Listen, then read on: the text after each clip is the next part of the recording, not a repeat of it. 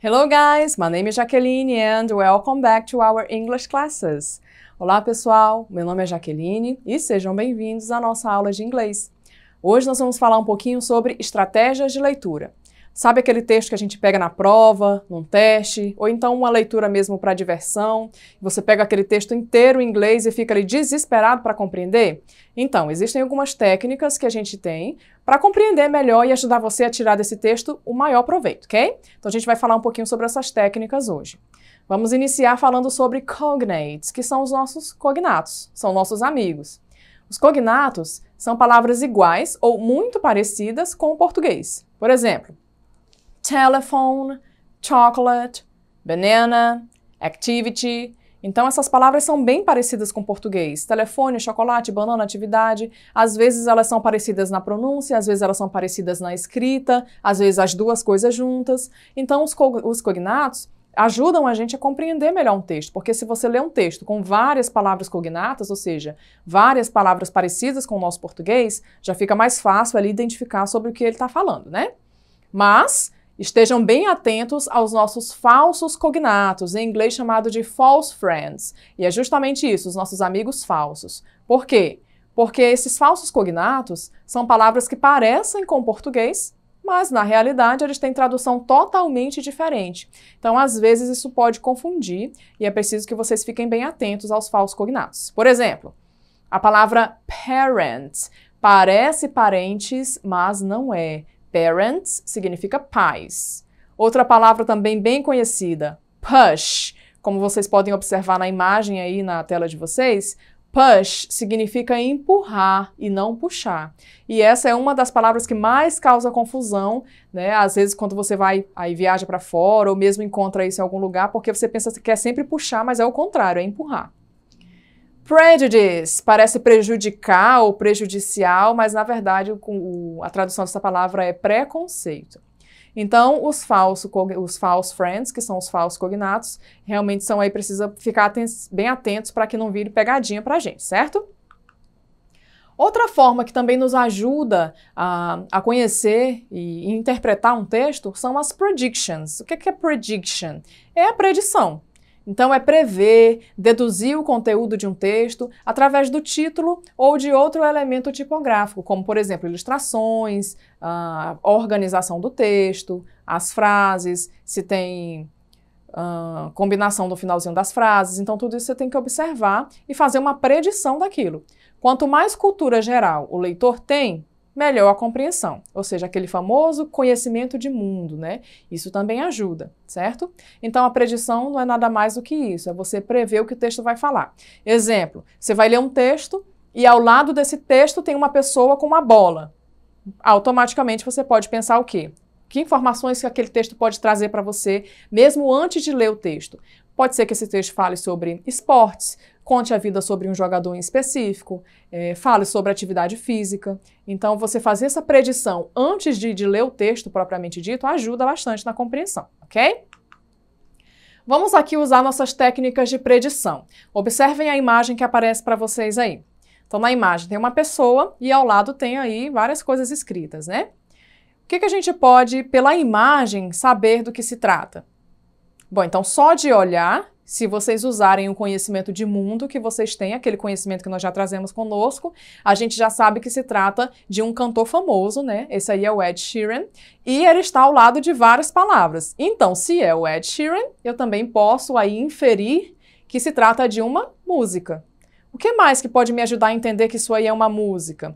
A estrutura com que ela está organizada. Se eu observar, mesmo sem entender o que a letra está dizendo, o finalzinho de cada frase combina, ó. Me, lead, sweet, me de novo, love. Então, esse finalzinho, eles vão combinar. A escrita, a pronúncia. Então, eu sei que se trata de uma música.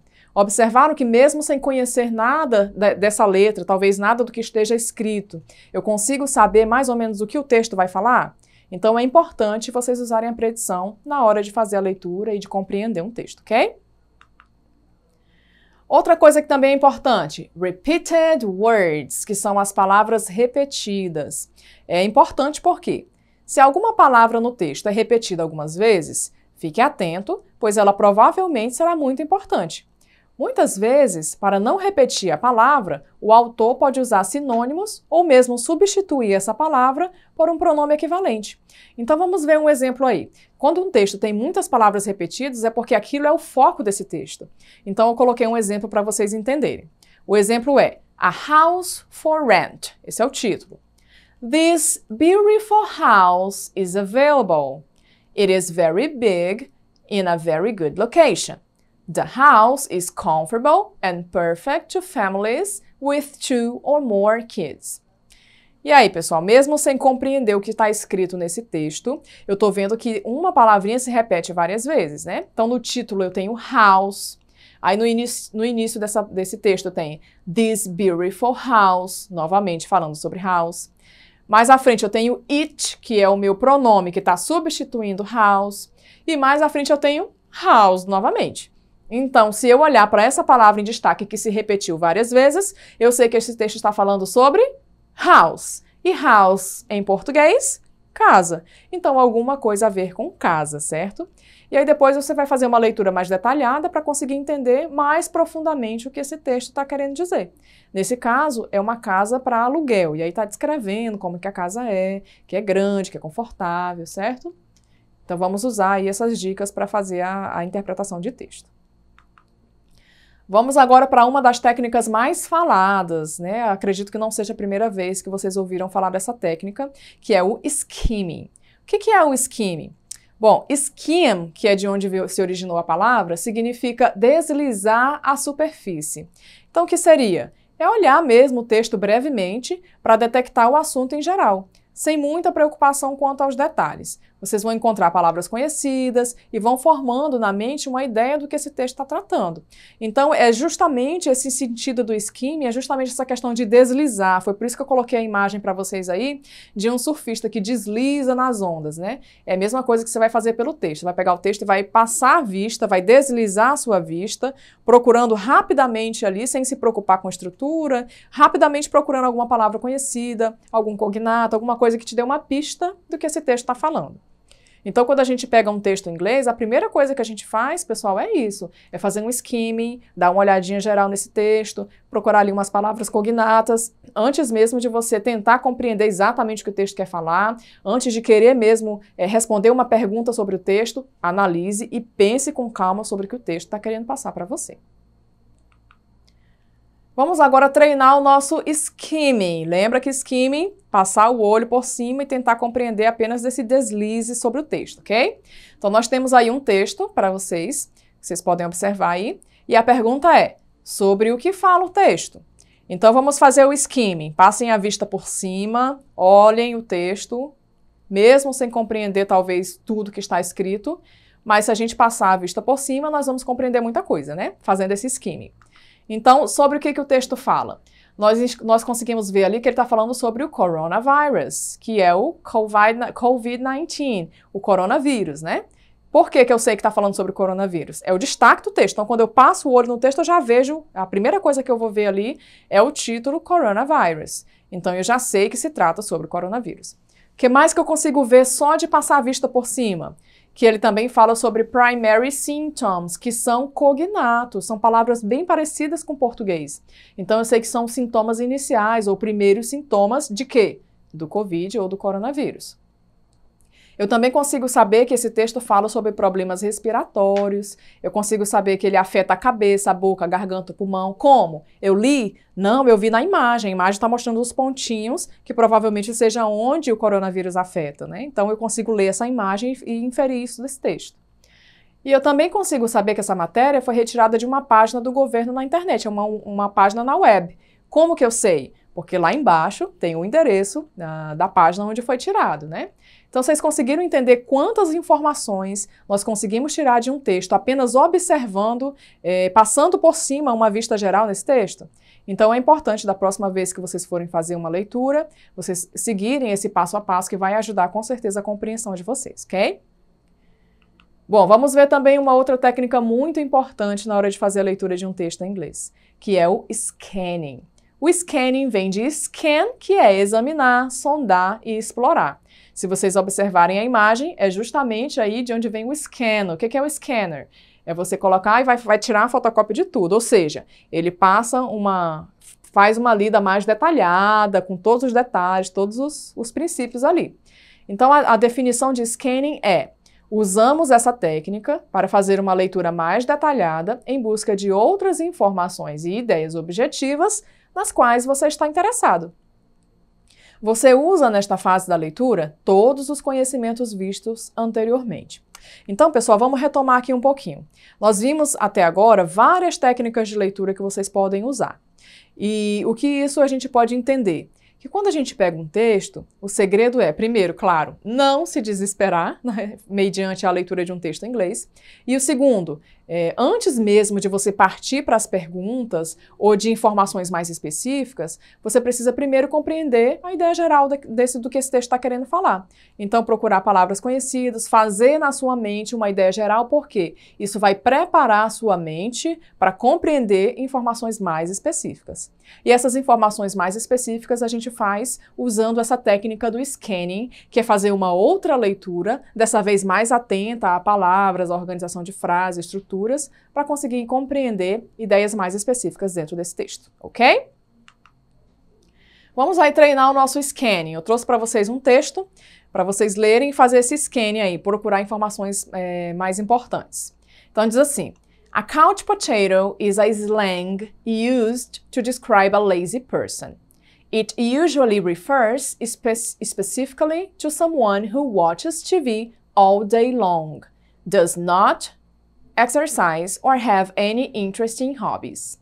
It was first used by a 1970s comic artist who drew lazy, sedentary characters he called couch potatoes. E aí, pessoal? Mediante a leitura e talvez ao texto, pode ser que bata aquele desespero, né? Mas lembrando que desespero não é uma opção, tá? Então vamos aí pensar com calma, usar todas as dicas que a gente acabou de ver para entender esse texto. Então tem algumas perguntas. Primeiro, sobre o que fala o texto? Como é que eu consigo saber sobre o que esse texto fala? Bom, então pela imagem, se vocês observarem, tem aí uma batatinha sentada no sofá, né, assistindo TV. E eu vi também que no texto fala muito sobre TV, sobre lazy, então eu sei que está falando sobre alguém que assiste muito a TV. O que significa couch potato? Lá no texto falou, ó, is a slang used to describe a lazy person. Lazy, preguiçosa. Então eu sei que é uma pessoa preguiçosa. O que mais que é uma couch potato? Mais pra frente no texto nós também vemos que ele fala que é someone who watches TV all day long. Alguém que assiste TV o dia inteiro. Couch potatoes gostam de exercícios físicos? E aí, conseguiu entender isso do texto? Se você olhar mais atentamente no finalzinho do texto, na metade do texto diz assim, ó, does not exercise. É uma forma negativa, né? Does not, presente negativa.